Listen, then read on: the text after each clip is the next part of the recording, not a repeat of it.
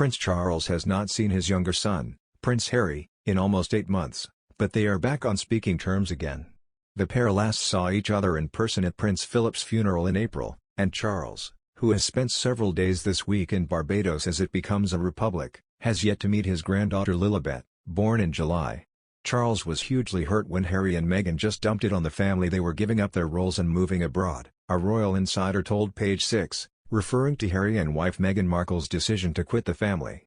"I don't think Harry and Charles talked for a good while, but now the channels of communication are open.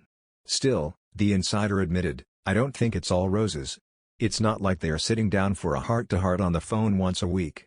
As Page 6 reported last week, the new book Brothers and Wives, by Christopher Anderson, alleges that Charles unwittingly triggered a rift with Harry and Meghan, who is biracial, after asking his wife, Camilla, what do you think their children's complexion might be?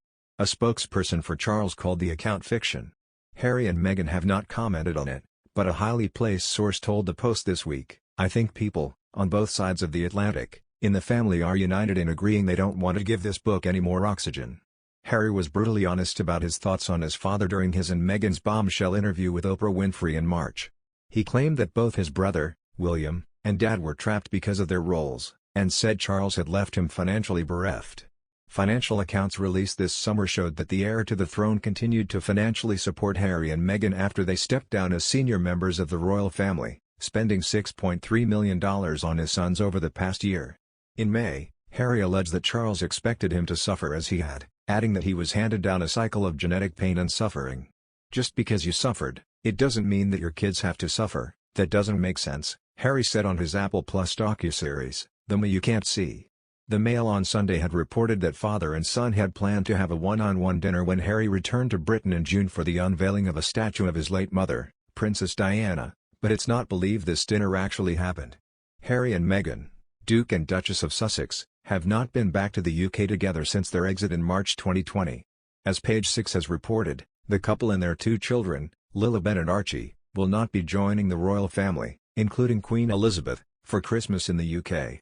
Another source familiar with the royals' inner workings said of the decision, "I think the family accept the situation. They're not annoyed. They're accepting things for how they are." Majesty magazine deputy editor Joe Little told, there had been some thought that there might be a memorial service for Prince Philip, Charles' father, who died in April, toward the end of this year, but that has not happened. This would have given Harry and Meghan a chance to come over. Clearly, though, a family Christmas would have been a good way of breaking the ice. The Duke and Duchess of Sussex appeared in a controversial interview with Oprah Winfrey where they talked about allegations and accusations against the firm. Meghan gave a light-hearted interview in Ellen DeGeneres' show where she discussed about her pre-royal struggling days during her acting career. The Duke of Sussex recently announced the release of his intimate and heartfelt memoir in next year's later months, which is considered unfortunate and unnecessary, as claimed by broadcaster Andrew Neil. Journalist Camilla Tominey told Channel 5 Royal Documentary 2021, "The Queen's horrible of year, that's a phrase about autobiographies being the perfect vehicle for telling the truth about other people, not necessarily the writing it. It's an account from his perspective. The royals will be hoping that he doesn't stick the knife in. We just have to wait and see."